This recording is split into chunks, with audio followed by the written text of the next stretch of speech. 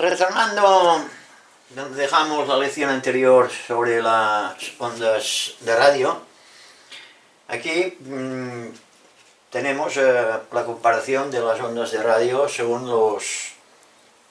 las distancias de los receptores. Suponiendo que tengamos aquí el transmisor, aquí un receptor R1, aquí un receptor R2, el receptor R3 y el receptor R4. ¿Aquí qué nos pasa? Pues nos pasa que cuando transmitimos, si están muy cerca, por proximidad, se van a oír perfectamente porque sería una onda terrestre. Pero luego ya hay una zona, que es la zona de silencio, que es las zonas que están los receptores, podrían estar muy próximos y aquí no se vería. ¿Por qué? Porque la onda, según el ángulo de radiación, como se propaga en todas direcciones, pues o salen y se pierden al espacio, o rebotan en el estrato ionizado, en la ionosfera, y vuelven a la Tierra. Pues este igual, volvería aquí, y este igual, rebotaría aquí y volvería aquí. Esta zona de aquí es una zona, ya digo, de silencio, porque el rebote, como veis, no llega. Entonces, aquí podríamos decir que bueno, sería muy complicado tener recepción simplemente con esto. Esto influye, como es lógico, la frecuencia y si está más ionizada o menos ionizada la ionosfera. ¿Qué pasa? Pero pasa que aquí las ondas rebotan a la ionosfera y vuelven a la Tierra. Pero no se paran aquí, como es lógico. Vamos a borrar esto.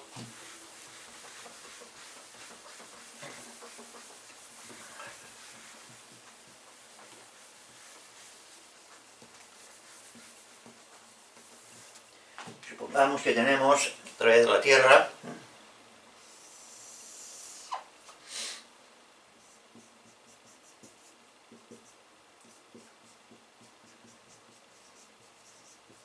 La Tierra, y aquí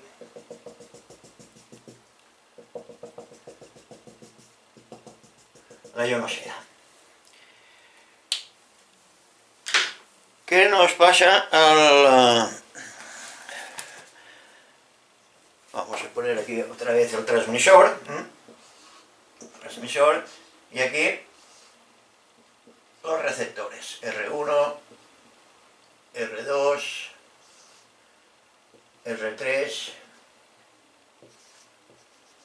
y R4.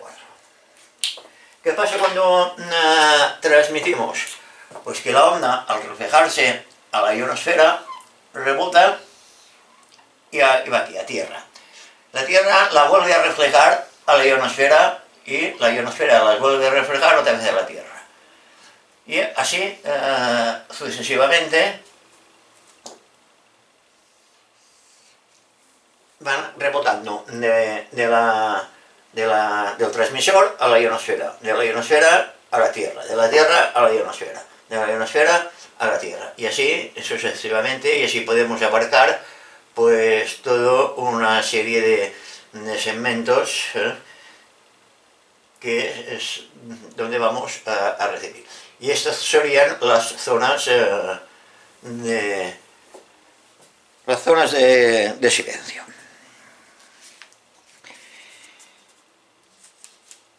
Si la onda ionosférica posee una frecuencia muy baja, puede hundirse en la corteza terrestre, y a varios metros de profundidad. Este fenómeno se utiliza mucho para establecer las conexiones por radio con submarinos. Estas ondas pueden cubrir con esta reflexión múltiple de más o menos unos 5.000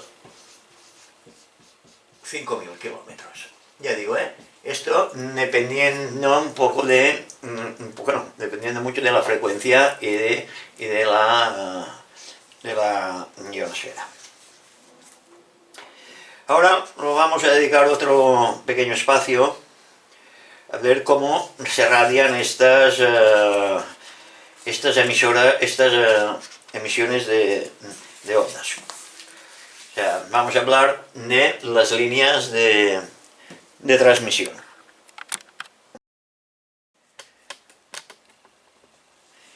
Bueno, vamos a hablar ahora un poco de las líneas de transmisión. La generación de las ondas de radio se produce mediante las antenas, que son transformadores de energía.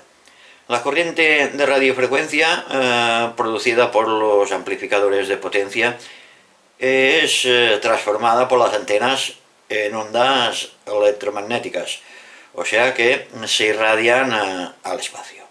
Consecuentemente, pues las antenas han de tener unas propiedades muy características, una capacidad para efectuar la radiación con la máxima eficiencia posible, posibilidad de dirigir la radiación, o sea que son como las antenas directivas, ausencia de graves complicaciones constructivas y buenas dotes de solidez, que estén construidas con materiales que aguanten las inclemencias del tiempo. Normalmente se suele hacer de aluminio porque aguantan bastante bien, le digo, las inclemencias del tiempo y son ligeras. El lugar donde se genera la energía de radiofrecuencia no es frecuentemente el mismo donde se alza la antena. Normalmente los transmisores están en un sitio, en una habitación, y la antena, pues, en mi caso, por ejemplo, está encima del tejado, o sea que hay unos cuantos metros. Y así todo, me acuerdo de un reportaje que vi, que la emisora de radio Monte Carlo, la distancia entre el transmisor y la antena radiante, el sistema radiante, está sobre 1 kilómetro de distancia, o sea que imaginaos la potencia que también salen estas emisoras comerciales. Pero bueno, para llevar esta energía a la antena, pues precisamos algo que la transporte, y estos son las líneas de transmisión, la cual ha de presentar, como es lógico, las mínimas pérdidas, con el fin de que casi toda la energía producida por el transmisor sea transferida a la antena. No debe irradiar por el camino y sus características no han de ser ni críticas ni sensibles a los agentes atmosféricos como las antenas. En general, con el término de sistema de antenas se entiende, pues, que es el dispositivo que recoge la energía radiofrecuente del circuito amplificador de potencia del transmisor, y ese dispositivo se denomina acoplador de antena. La línea de transmisión de radiofrecuencia o línea de alimentación de antena. La antena propiamente dicha y los mismos componentes del sistema de antena se utilizan en el momento de la recepción de onda de radio o de radiofrecuencia. Sin embargo, la antena receptora es mucho más sencilla, hasta el punto de que la mayoría de los casos queda reducida a un trozo de hilo tirado en el suelo de una habitación o una varilla montada directamente en el radioreceptor. Hablando ahora esto de receptores comerciales de radiodifusión. No sé si habéis hecho los experimentos que hemos ido haciendo, pues la antena con un hilo tirado por una ventana, pues ya se pueden recibir emisoras. Pero el tema de la transmisión es mucho más complejo.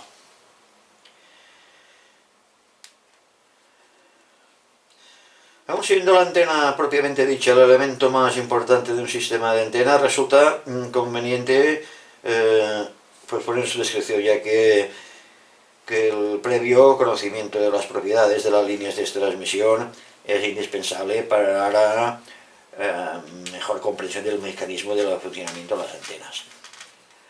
La transmisión de la energía de radiofrecuencia presenta características totalmente distintas a las de la energía eléctrica para sus usos industriales, como la producida, por ejemplo, en las centrales hidroeléctricas o termoeléctricas. Esto se debe a su frecuencia mucho más elevada y la circunstancia de que la energía eléctrica se mueve en el espacio vacío o a lo largo de los conductores con una velocidad tremendamente pues superior a cualquier movimiento mecánico, aunque no infinita, como es lógico. Las particularidades de las líneas de transmisión de radiofrecuencia nacen del hecho de que el intervalo de tiempo necesario a la energía de radiofrecuencia para recorrer la línea es del mismo orden que la magnitud que el periodo de oscilación de esta. En su forma más simple, una línea de transmisión está formada por dos hilos paralelos de metal o no magnético y separados por una distancia muy pequeña en comparación con la longitud de dichos hilos. Esto es lo que se llama una línea de alimentación en escalerilla, que no es más que dos hilos separados con unos aisladores de plástico o de baquelita en fin, o algo por el estilo.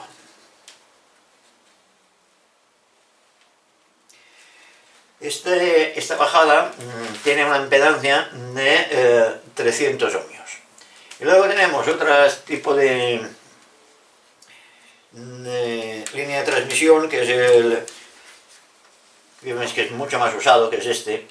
Porque esto, claro, este tipo de línea tenéis que pensar que radia desde el punto del transmisor hacia la antena, radia todo, se radia. Y en cambio, los cables, estos coaxiales, que tienen una impedancia de 50 ohmios, que ya se adaptan bastante más a los aparatos transmisores que usamos los radioaficionados, pues no es más que un hilo también, un hilo suele ser de cobre, normalmente, va dentro un aislante, suele ser una especie de nylon o silicona, o en fin. Este aislante influye mucho en la calidad de los cables, porque claro, ¿qué interesa aquí? Como hemos dicho antes, que haya las mínimas pérdidas posibles a través de la línea. Tiene una impedancia, como he dicho, 50 ohmios, luego hablaremos de las impedancias. Y luego, entre la funda exterior, que lo protege todo, que también es una goma o caucho o algo así, va una malla que rodea todo el cable. Aquí va el transmisor y aquí pues se conecta a la antena.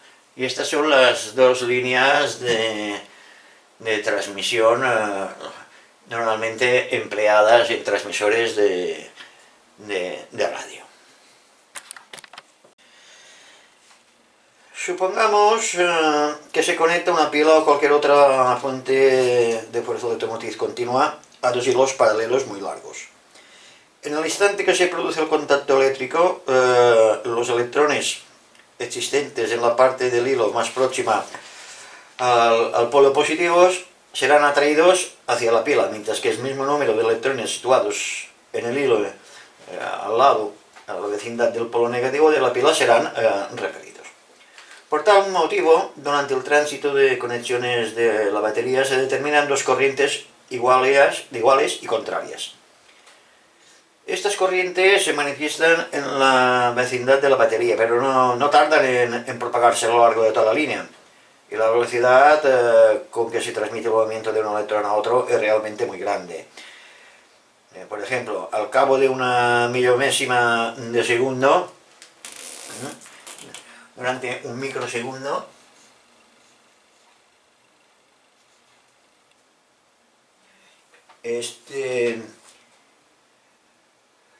y suponiendo que se encuentran los terminales del cable a unos 300 metros, se propagaría el movimiento de electrones a una velocidad de 300.000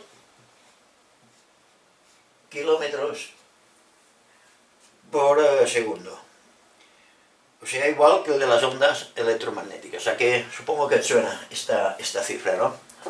Esta es la velocidad de la luz, como es lógico. Pues como decíamos, la corriente cedida por la pila sirve para cargar la capacidad formada por los dos hilos. Puede imaginarse, en efecto, que cada metro de línea es un elemento con un condensador. Los dos hilos son las armaduras y el aislante interpuesto entre ellos sobre aquí sería el dielectro. Toda la línea en ese aspecto es similar a una conexión en paralelo de tantos condensadores elementales o metros tenga de longitud la línea. Pero no hay que olvidar que cualquier hilo recorrido por la corriente eléctrica crea un campo magnético y que por lo tanto está dotado de una inductancia, que no es más que la relación entre el flujo magnético generado por una corriente y dicha corriente. Los hilos que forman la línea de transmisión presentan también cierta inductancia, por lo que cada metro de cada uno de los hilos produce un cierto flujo magnético concatenado con la corriente que discurre por ellos. Y por tanto, cada metro posee un valor inductivo pues diferente, y así sucesivamente. Así pues podemos decir que, diciendo que la línea presenta una inductancia y capacidad distribuidas cuyo valor depende de las características geométricas de dicha línea y de la naturaleza del dielectro. Si los hilos son cilíndricos, la inductancia y capacidad dependerán del diámetro de los conductores y de su distancia. Y cuanto más juntos estén los hilos, tanto más aumentará la capacidad y disminuirá la inductancia.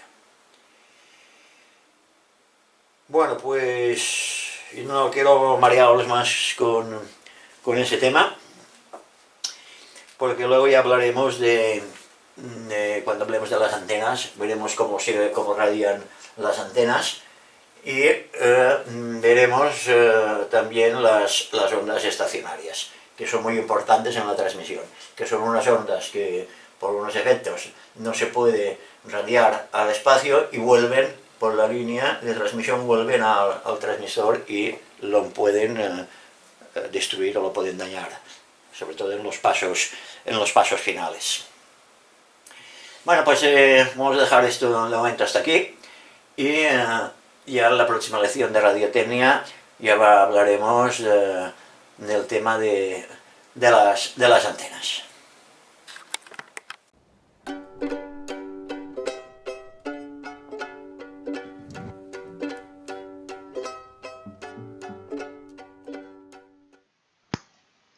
Vamos ahora a hablar brevemente de un modelo de aparatos a lámparas que os podéis encontrar también y que tienen unas características especiales, que son los aparatos de radiolámparas para automóviles, o más bien conocidos como autorradios. Los autorradios son aparatos que difieren constructivamente de los receptores normales y poseen formas y alimentaciones muy compactas, dimensiones pequeñitas, y bueno, para permitir, claro, como es lógico, su fácil colocación en el habitáculo interior del vehículo. El autorradio ha de ser muy sólido, con excelente potencia de salida para cubrir un elevado nivel de ruido existente en el automóvil. Y son especialmente sensibles y por lo tanto suelen llevar una etapa amplificadora de radiofrecuencia que precede al circuito conversor. El autorradio En el autorradio el microfonismo debe ser reducidísimo para que su funcionamiento siga siendo óptimo aún en presencia de vibraciones considerables. Así pues se emplean con ellos procedimientos constructivos especiales y tubos electrónicos no microfónicos.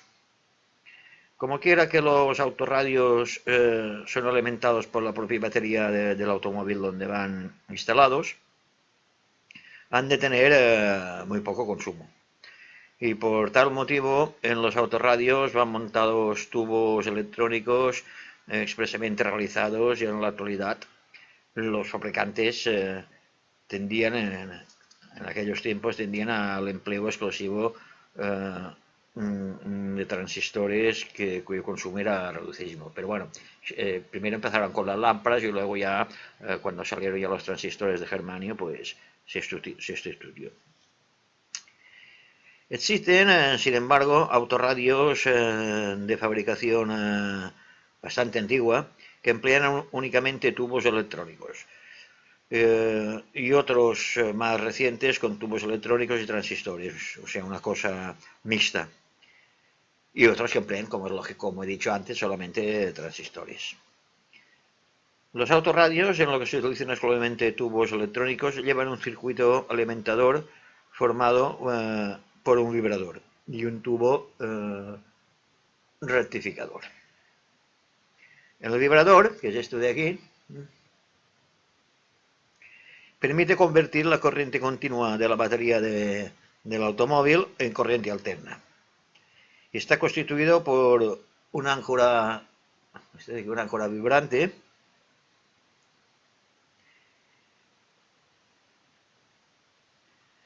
y se basa en el mismo principio que rige el funcionamiento de la sonería de un timbre eléctrico. El áncora en su movimiento interrumpe periódicamente la tensión suministrada por la batería, haciéndola así, pues, pulsante. La tensión pulsante así obtenida se aplica al arrollamiento primario de un transformador cuyo secundario alimenta las placas del tubo rectificador, como podéis ver aquí.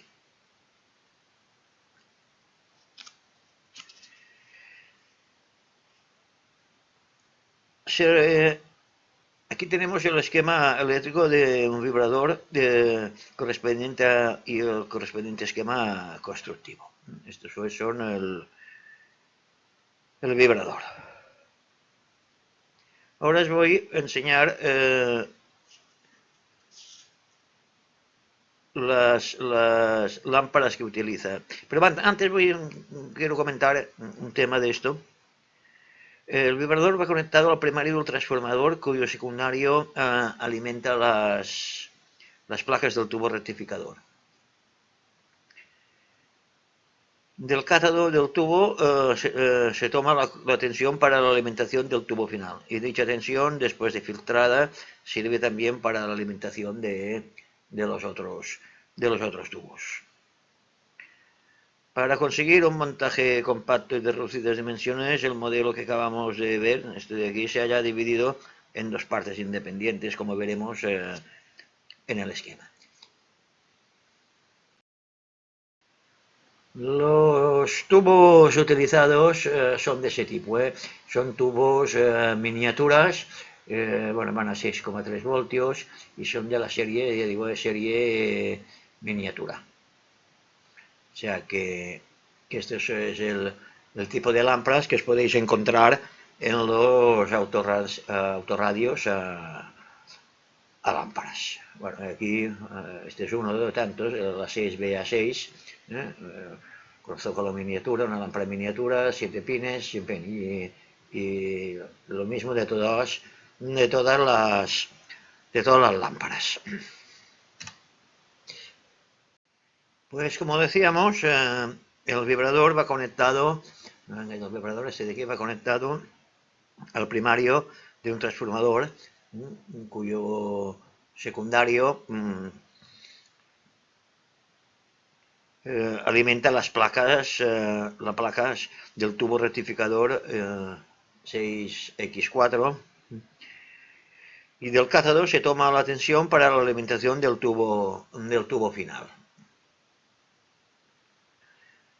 Dicha tensión, después de filtrada, sirve también para la alimentación de los otros tubos. Para conseguir un montaje compacto y de reducidas dimensiones, el modelo que acabamos de ver, este que estamos analizando, se ha dividido en dos partes independientes. La sección de alimentación, que es esta de aquí, y de baja frecuencia, que comprende el vibrador, el tubo rectificador y el tubo final. Y la sección de radiofrecuencia, que incluye el detector,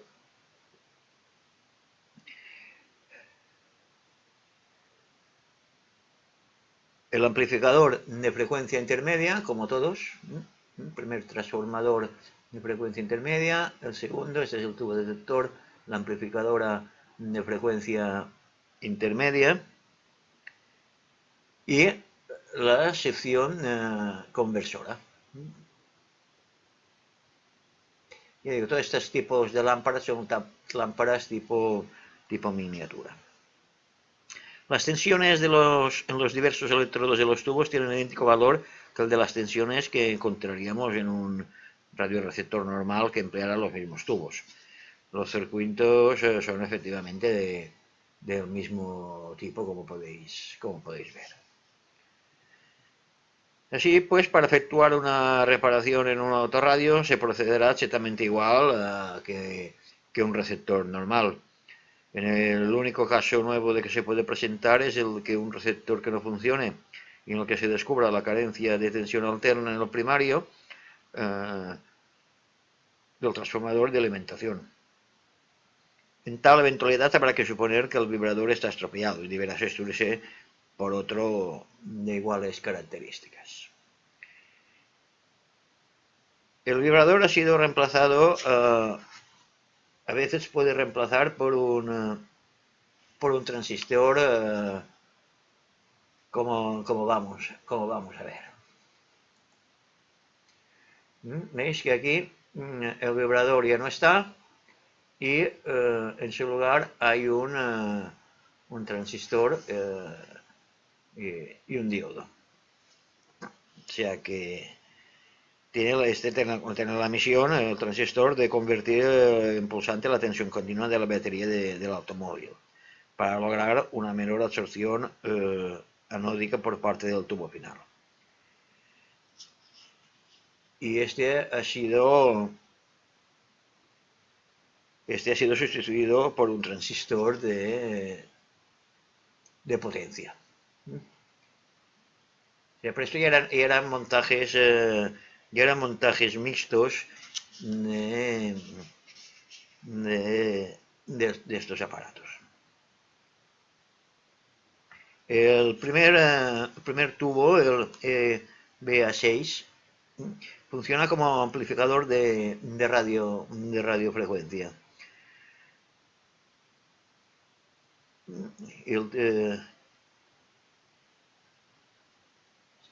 Este es el tubo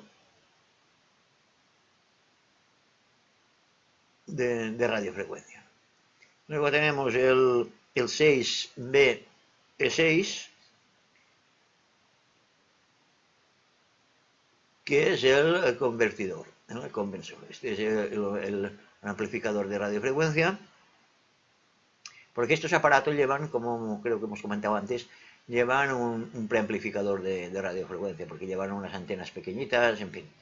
Y entonces, pues, le han puesto este amplificador antes de la conversión.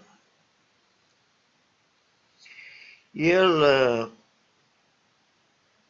frecuencia intermedia utiliza el 6BA6 también, que es un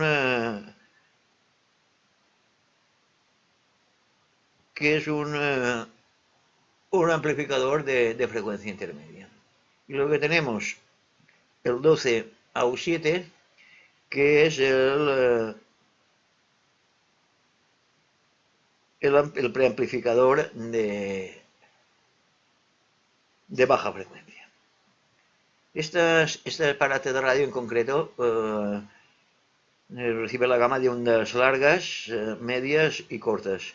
Está dotado asimismo de un dispositivo electromecánico que permite sintonizar emisoras automáticamente, además de hacerlo de modo normal. No sé si os acordaréis, bueno, luego lo veremos. Llevarán unas teclitas que solamente pulsando, porque claro, en los coches es peligroso manipular el dial porque puedes tener un accidente. Y por eso ponían estos conmutadores de bandas o incluso se podían programar mecánicamente. Todo esto se hacía mecánicamente. Se podían programar para varias diferentes emisoras en la misma banda. También estaban provistos de un cambio de tensión para funcionar a 6 o 12 voltios, cuando en aquellos tiempos los primeros coches que había, yo me acuerdo, iban a 6 voltios, luego ya fueron a 12 y 24.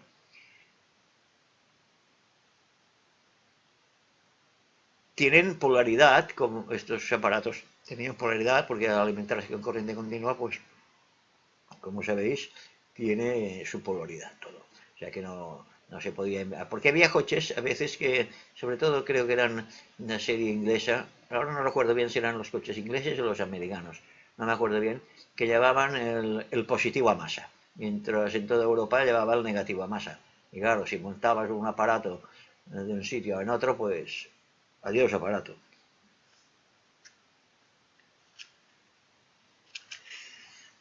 Bueno, y esto es todo en cuanto a esto de los aparatos de radio. Como hemos dicho, todas las etapas son igual que los que hemos comentado anteriormente. Y nada más.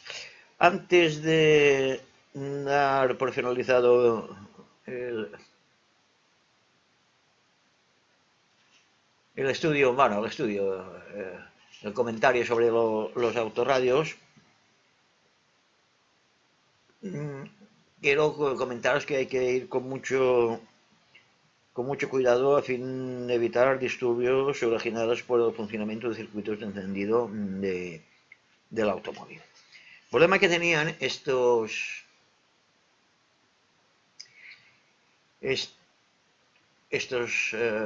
receptores en aquellos tiempos, que los blindajes no eran muy buenos, era que cogían ruidos de por todos sitios. ¿Y qué se hacía para evitar esto? Pues se hacía lo siguiente. Pues se tenía que hacer una serie de operaciones que eran indispensables para que el aparato no cogiese sobre todo la interferencia de la alta tensión.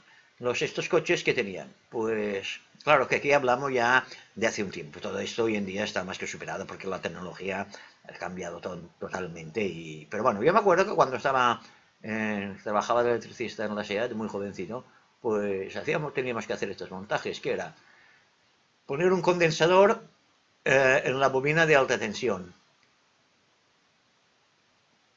Luego poníamos un condensador en la dinamo, porque antes los coches iban con dinamo y no con alternador. Claro, y el chisporreteo de las escobillas al rozar sobre el inducido, sobre las delgas del inducido de la dinamo, también producía un chisporreo y que también lo cogía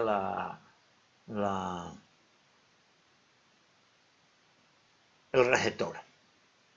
Y luego lo que había que hacer también era pues poner un juego de cables antiparasitarios, porque normalmente venían de fábrica esos coches con unos cables del encendido pues muy endebles, con poco aislamiento, y había que cambiar los cables del encendido. O sea, que eran 3 operaciones que se tenían que hacer sí o sí, que era cambiar los cables del encendido y 2 condensadores, el de la bobina de encendido y el de la dinamo, y luego ya vinieron los alternadores, esto se evitó, bueno, en fin, y luego la tecnología ha cambiado tanto que va aquí.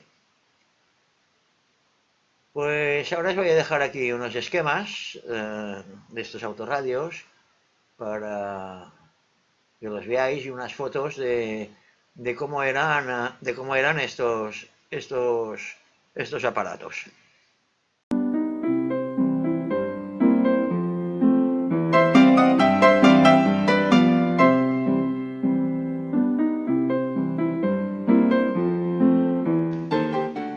Aquí os dejo unos esquemas de tres de aparatos de autorradio para que le echéis un vistazo. De todas formas, todos estos archivos, como siempre, los voy a dejar en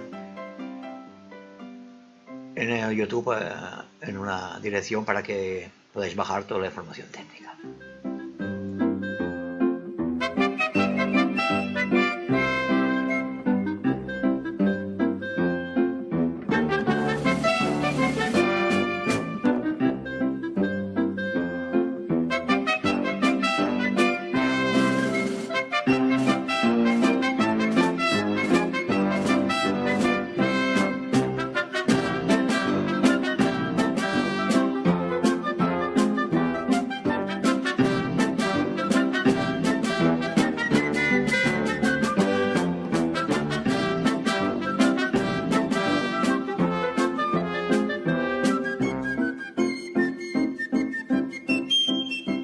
Y aquí tenéis unas imágenes de los diferentes modelos de autorradio que había.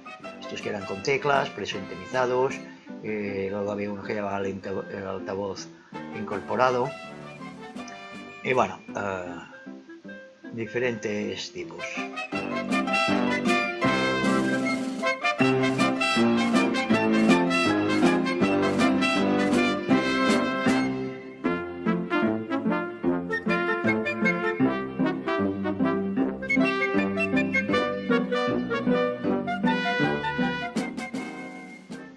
Y este era muy curioso, este aparato de radio.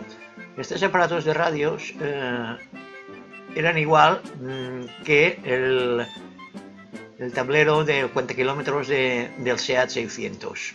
O sea, fijaréis que aquí están las fotografías tanto del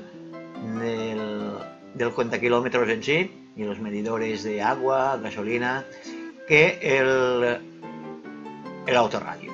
Eran dos, ya digo, casi iguales y bueno, se montaron mucho en aquellos tiempos cuando había el famoso SEAT 600.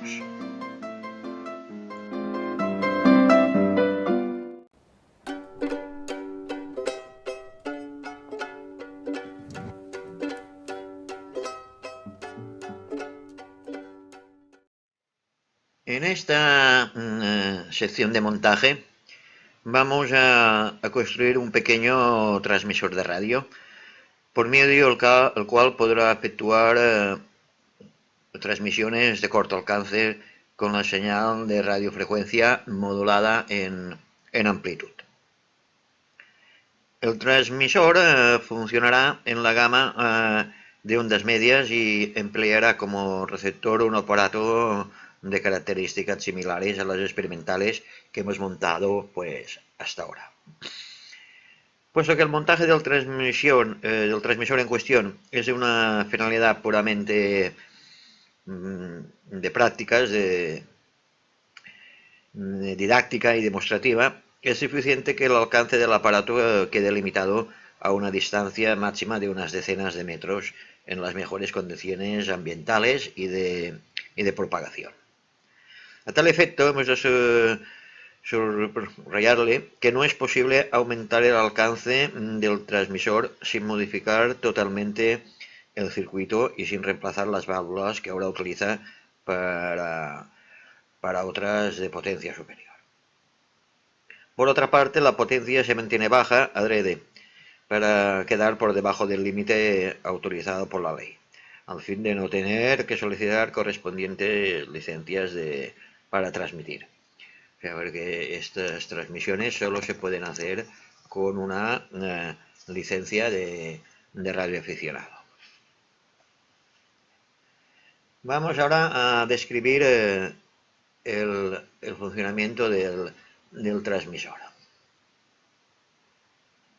El transmisor cuenta consta de dos etapas. La osciladora de radiofrecuencia, que constituye el transmisor propiamente dicho, y el amplificador de baja frecuencia.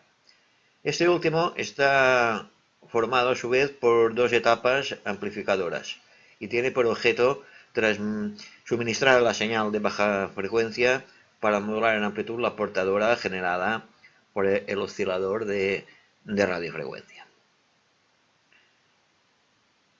Y la señal de radiofrecuencia, así modulada en amplitud, es irradiada luego por la antena transmisora. Perdón, dicho circuito formado por las dos secciones de la válvula ECH81 no ofrece particularidades dignas ya de mención, ya que es un circuito amplificador normal similar a los que hemos realizado hasta ahora. La señal aplicada a la reja de la sección del triodo, de aquí, es amplificada. Y por medio del condensador C2 de 10 kilo 10 K, pues pasa a la grilla, a la reja de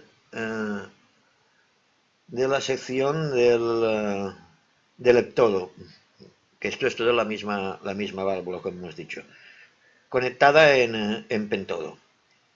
Las variaciones consiguientes de la tensión anódica se aplican a la reja pantalla del tubo oscilador de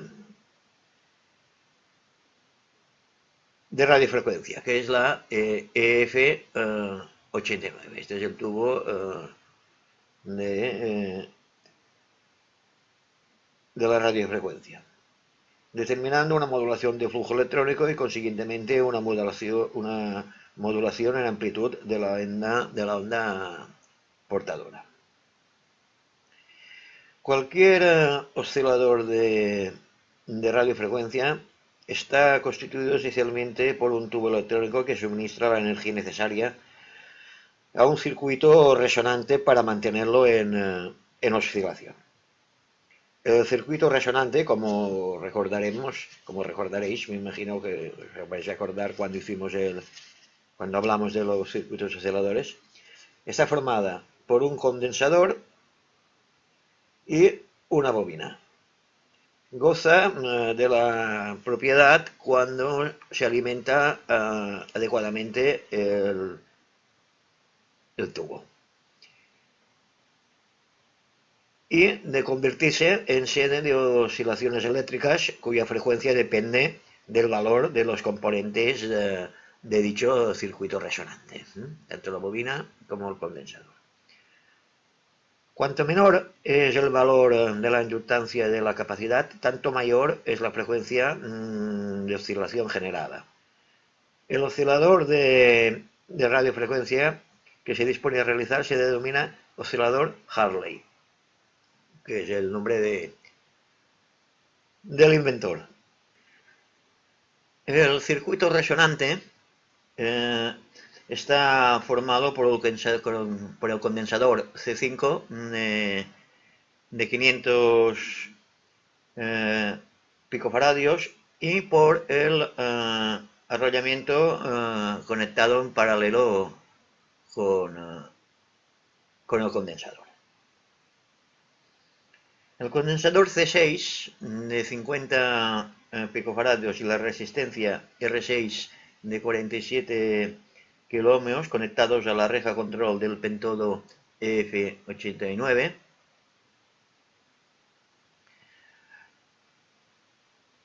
lo polarizan con el valor idóneo para mantener constante la amplitud de la oscilación generada.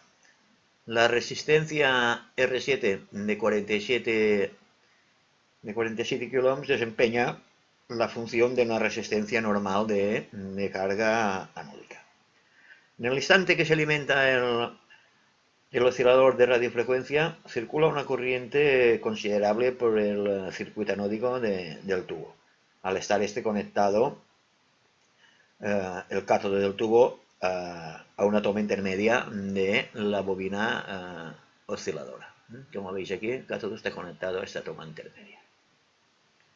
La corriente del cátodo induce entonces una tensión en la bobina, la cual se aplica a la reja control de dicho tubo en fase adecuada, determinando así el cebado de las oscilaciones. Cuando se alimentan las dos etapas, la señal obtenida a la salida del micrófono, este de aquí,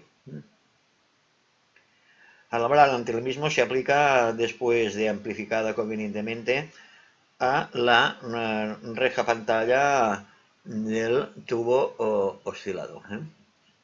Este de aquí. Determinando así una variación de la tensión reja pantalla y consiguientemente una variación de la intensidad de la corriente anódica. De esta manera, la señal de radiofrecuencia que se establece en los extremos del circuito resonante varía también con el ritmo de la tensión de la reja pantalla, o sea que resulta modulada en amplitud. Dicha señal modulada se aplica luego a la antena por medio del condensador C7 de 50 picofaradios, siendo irradiada por dicha antena. Hemos de subrayar que los valores de los componentes utilizados para la realización del circuito resonante son tales que determinan una frecuencia de resonancia de unos 750 kHz. Dicha frecuencia está comprendida, como sabemos, en la gama de las ondas medias y constituye, pues, así la frecuencia de emisión del transmisor. Ahora vamos a pasar a ver los datasheets de las dos lámparas para que veáis el patillaje y los podáis leer. Todo esto, como siempre, os lo voy a dejar en un enlace en YouTube, para que si os interesa todos esos datos técnicos, os lo podáis bajar. Este es el datasheet de la ECH81 que utilizamos para de amplificador de baja frecuencia. Es un todo tríodo de la serie Noval. Funciona a 6,3 voltios y con una corriente anódica máxima de 250 voltios del leptodo y del tríodo, pues 100 voltios. Y esto, bueno, esto es lo de siempre, que no lo vamos a repetir, más que nada para que sepáis un poco el patillaje y, en fin, tengáis los datos de la lámpara. Y ahora vamos a ver la lámpara que utilizaremos para la sección de radiofrecuencia. Pues esta es la lámpara, la F89, que la utilizaremos para el oscilador. También es la base Noval, es un pentodo, también a 6,3 voltios, 250 voltios de corriente anódica, y bueno, y lo de siempre. Filamento, ánodo, cátodo, estas tres rejillas, y en fin. Esto, como veis, siempre es lo mismo.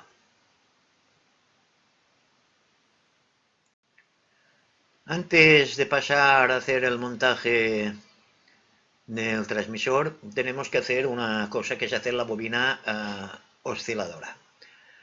Para hacer la bobina osciladora tendremos que conseguir un soporte que puede ser de plástico o de cartón barnizado, o en fin, algo de este estilo.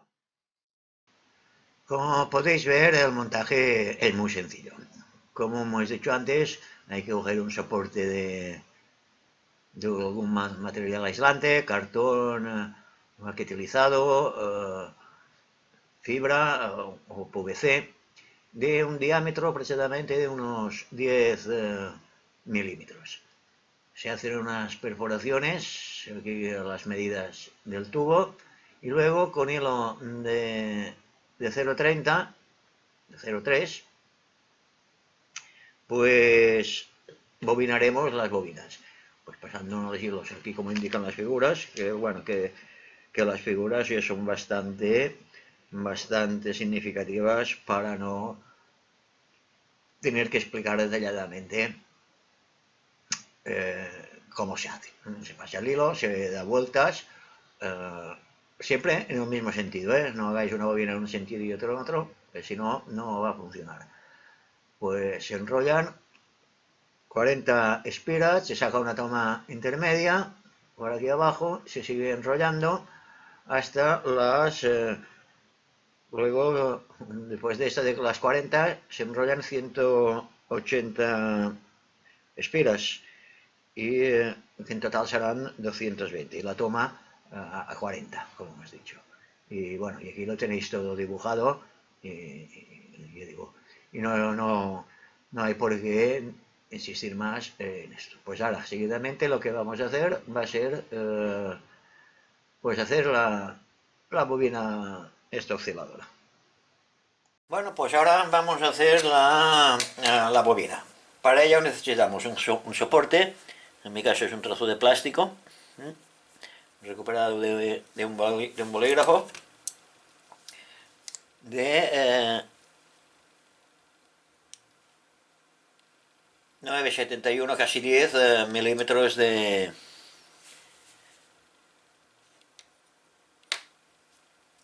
diámetro. Luego, con el Palmer hemos buscado una bobina de hilo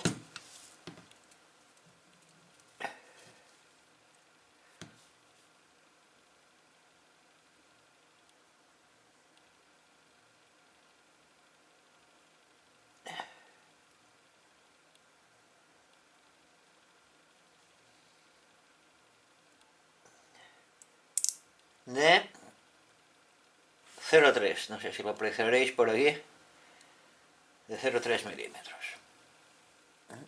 Esto hay que medirlo con el Palmer porque ser tan diámetros tan pequeñitos con el pie de rey. Y bueno, y este aún es digital y va bastante bien, pero para apreciar ya estas características de estas medidas va mejor el tornillo Palmer. Pues ya lo tenemos todo, se necesita más que el soporte, el hilo de 0,3 y siguiendo el esquema, ahora lo que haremos será agujerear, hacer los agujeros, cortarlo a medida y bobinar las 40 más las 180 espiras, que eso que hemos dicho que eran 200, en total 220, creo que hemos dicho. Bueno, si 8 y 4, sí, 220. Pues con este dibujito que tenemos aquí, pues vamos a empezar a taladrar y hacerlo. Pues vamos para allá. Bueno, pues ya tenemos la bobina hecha. No hemos enseñado todo el proceso porque esto ya me imagino que lo tenéis más que superado. O sea, que al cabo ir dando vueltas y... No lo hemos hecho a mano porque por las pocas vueltas que era, pero eso lo se podía haber hecho con la bobinadora esta que tenemos. Pero bueno, lo hemos hecho a mano y ya está. Esta es la entrada, la toma intermedia y la salida. Ya digo, y esto es todo lo que es la bobina en sí. O sea, que no tendréis ningún problema. Bueno, y ahora ya, dicho esto, vamos a pasar a mirar los materiales que necesitaremos para el montaje. Bueno, como veréis, estos son los materiales que tenemos aquí para hacer el montaje. Como veis son pocos y fáciles de encontrar. Mucha cosa reciclada de lo que teníamos, o sea que... Bueno, los condensadores. Pues tenemos un condensador de 50 picofaradios, dos condensadores de 500 picofaradios. Ojo, estos condensadores que son 470, no son 500 porque comercialmente los de siempre. Comercialmente no había y son de 470. O sea que no sé si lo podréis apreciar por aquí. A ver si ponemos un poco de luz y lo podéis ver. Bueno, no sé si se verá. Pero bueno, son 470 picofaradios. Luego tenemos uno de un nano que viene a ser lo mismo que 1000 picofaradios. Un condensador de un nano, dos condensadores de 0,01 microfaradio, son estos de aquí,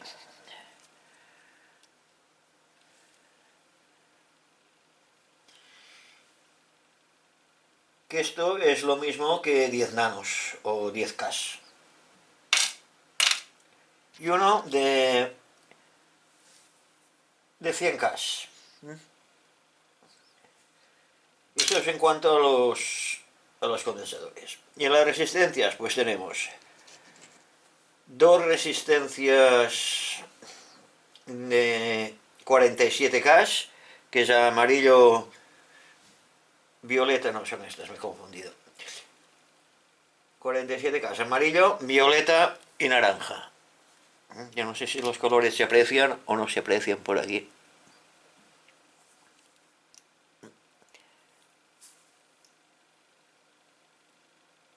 Bueno, luego tenemos una resistencia de 100K, que es marrón, negro y amarillo, que es esta de aquí.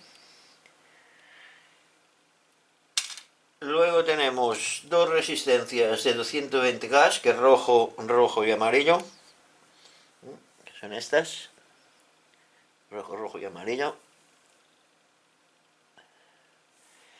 Y dos de 10 megas, que es marrón, negro y azul.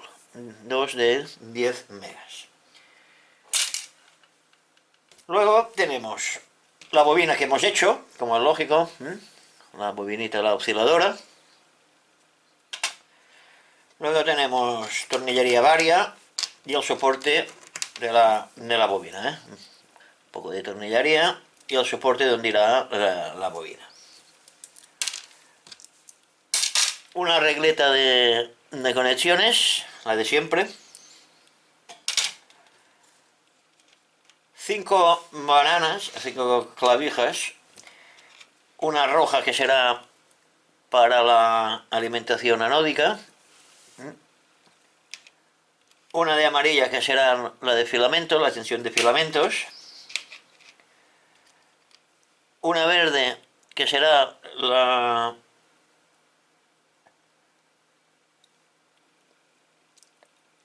antena, donde irá conectada la antena. Una toma de tierra, la azul,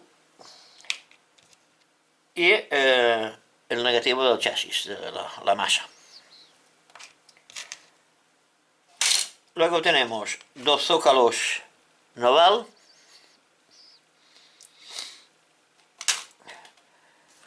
y las dos lamparitas, la ECH81 y la EF89. Y el micro. Esto es una cápsula de micro. Bueno, aquí tenemos dos porque habrá que mirar las impedancias y ver cuál va mejor, y si no buscaremos otro. Pero bueno, la pastilla es del micrófono. Y luego, como es lógico, nos falta una cosa, que es el chasis. Que es un chasis que hemos hecho, ya lo conocéis, porque ya los hemos visto, ya los hemos recuperado. Este es un chasis recuperado del montaje que hicimos cuando hicimos el el aparato a reacción.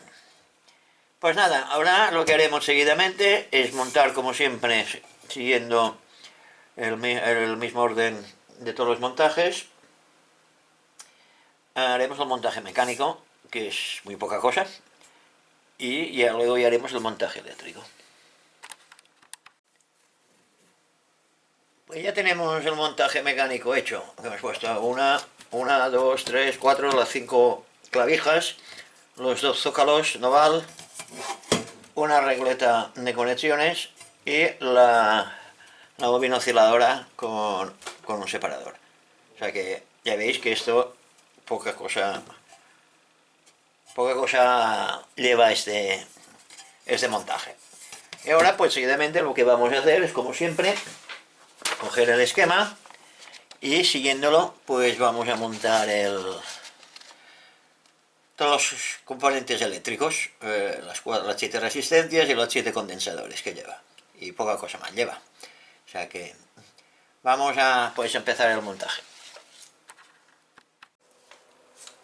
Bueno, pues vamos a empezar a hacer las conexiones eléctricas de los diferentes componentes. En primer lugar, lo que haremos será hacer el cableado de los filamentos, el encendido de las lámparas, luego la corriente anódica, y así sucesivamente iremos avanzando en el proceso del montaje eléctrico del transmisor. Ya tenemos hecha la primera parte del transmisor, la parte de baja frecuencia, que es este de aquí. Ahora nos falta el oscilador de radiofrecuencia. Como veis, ya tenemos puestos todos los componentes en su sitio y nos falta esta parte. Esta ya está terminada, falta esta. Y aquí en el esquema casi lo veremos mejor. O sea que hemos hecho toda la parte esta de baja frecuencia. Ahora nos queda conectar pues esta parte.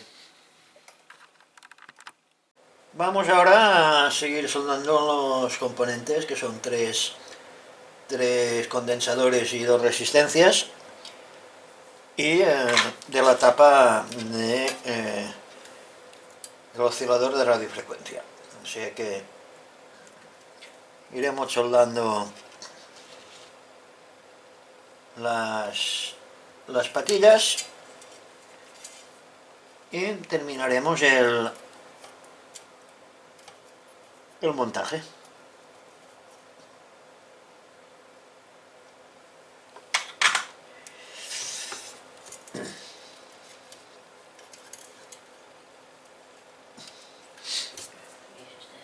Y así iremos terminando el transmisor.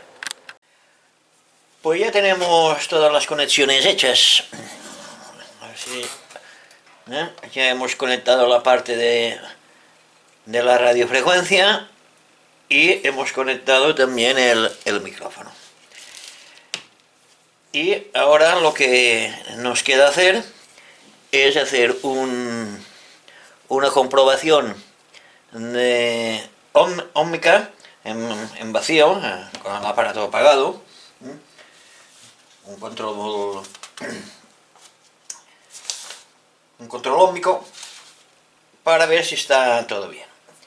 Yo aquí os he hecho unas tablas que os las voy a dejar a los puntos que habría que comprobar. Esto sería en vacío, o sea, sin nada, sin las lámparas y sin nada. Y aquí luego lo que haríamos sería un control ya con tensión, que también os voy a dejar, pues estas 2 tablas las voy a dejar en un enlace después del vídeo. Una cosa, no sé si os habréis fijado, os habréis dado cuenta, que el esquema este es el que hemos hecho. Y no hemos puesto la alimentación anódica. ¿Por qué? Pues porque no la vamos a hacer. Si vosotros la queréis hacer, pues podéis montar la alimentación aeróbica que hemos visto en nuestros montajes cuando hemos hecho los receptores, que es la misma, cuando hicimos los receptores a reacción. Pero como yo ya la tengo desmontada, porque todo esto lo desmonto porque no me sirve para nada, y si no tendría un porrón de alimentaciones y cacharros que ya no sé, no sabría qué hacer con ellos. Así todo ya tengo suficientes. Bueno, pues nada, esto vamos a utilizar, no sé si os acordáis, del montaje que hicimos de la fuente de alimentación, la famosa fuente de alimentación que hicimos. Vamos a ver si la podemos enfocar.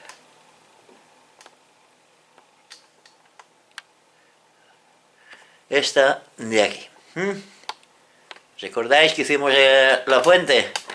Pues lo que vamos a hacer va a ser conectar esta fuente a nuestro transmisor, después de haber hecho las comprobaciones pertinentes. Y para saber si transmite, claro, necesitamos un receptor. Yo voy a usar este de aquí, que es uno que ya tengo. Este de aquí. A ver si lo puedo enfocar.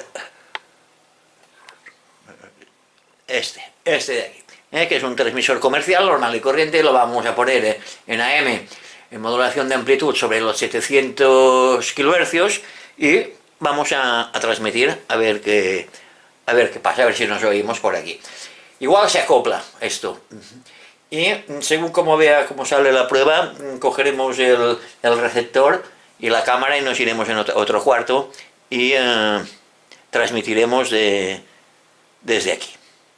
Pero bueno, eso depende un poco de lo que pase cuando hagamos la transmisión. Pues nada, vamos a hacer las comprobaciones con el tester y ya pues pasaremos a luego hacer la prueba definitiva de transmisión. O sea que vamos para allá.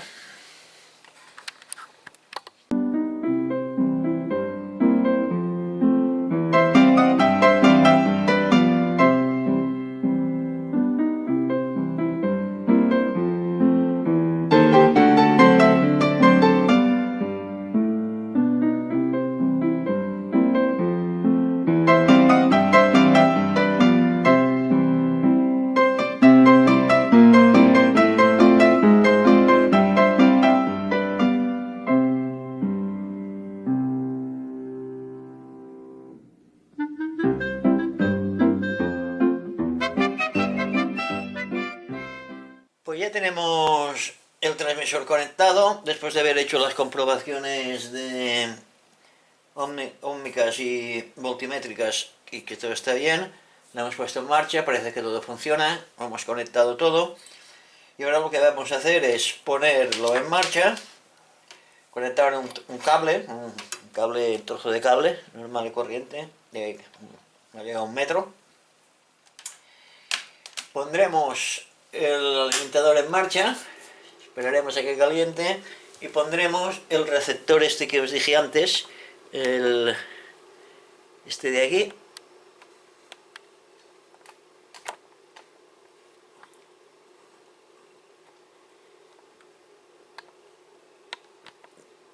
A ver si lo encuentro con la cámara. Está aquí, está tapado por la luz. Y a ver qué pasa. Bueno, pues y ahora que debe estar caliente, vamos a conectar el receptor.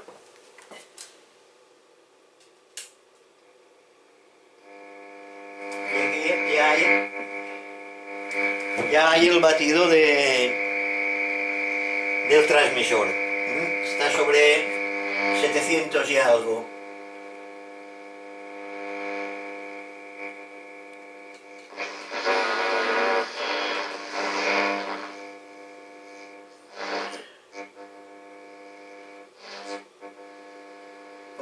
tenemos. Ahora cogeremos el micrófono y a ver qué pasa. Hola, hola, hola, hola, hola. Pues sí, se oye, ¿eh? Se oye perfectamente. Lo que pasa es que estar tan cerca esto uno del otro, pues hola, hola, hola, hola, hola, hola, hola, hola, hola, hola, hola, hola, hola.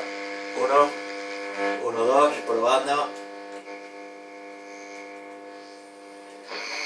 Hola, hola, hola, hola, hola, hola. Uno, dos, pruebas. Hola, pues sí, esto transmite, ¿eh? Lo que pasa es que aquí, al estar tan cerca, vamos a hacer otra cosa. Vamos a hacer otra prueba. Vamos a poner el receptor en otra habitación bastante apartada, con la cámara, y yo voy a transmitir de aquí dentro a ver qué tal se oye. Bueno, pues ahora tenemos esto en otra habitación y vamos a dejarlo aquí grabando. Yo me iré al taller mío, a mi cuarto, a ver si qué tal se oye, ¿eh? A ver si podemos escuchar la transmisión.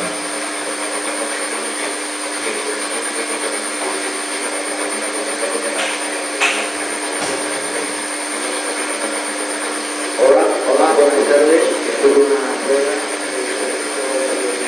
de estudio la radio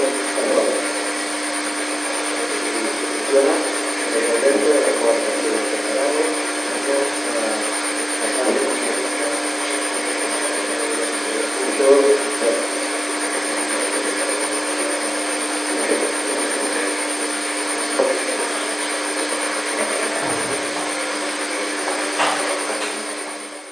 Bueno, pues ahora vamos a hacer otra prueba. Como hemos visto que ya funciona,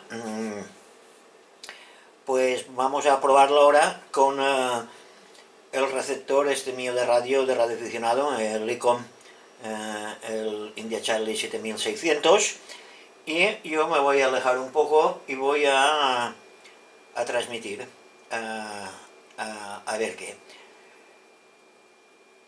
Me imagino que sí tendrá que oír, porque claro, este es un receptor mucho más sensible, con muchos más con preamplificadores, filtros, en fin, se tiene que ir bastante mejor que el otro.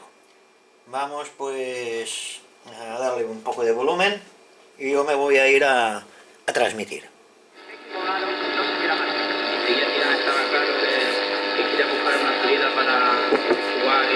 Hola, hola, hola, uno, dos, probando, y esta es una prueba de transmisión de un transmisor experimental que hemos hecho en la clase esta de radio paso a paso, no es de Barcelona, y así se ha grabado. Como podéis ver, esto funciona perfectamente. Muy bien, muy bien. Pues nada, esto ha sido todo y será hasta la próxima.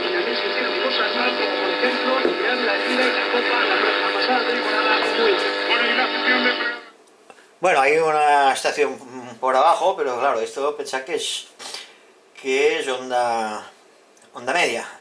Y estamos en 886 kilohercios. O sea que esto, pero la prueba está hecha, el transmisor funciona, transmite, y ya digo, esto lo podéis hacer con un receptor que tengáis a mano o hacer un receptor como el que montamos en lecciones anteriores. Pues nada, ya será hasta la próxima lección de montajes.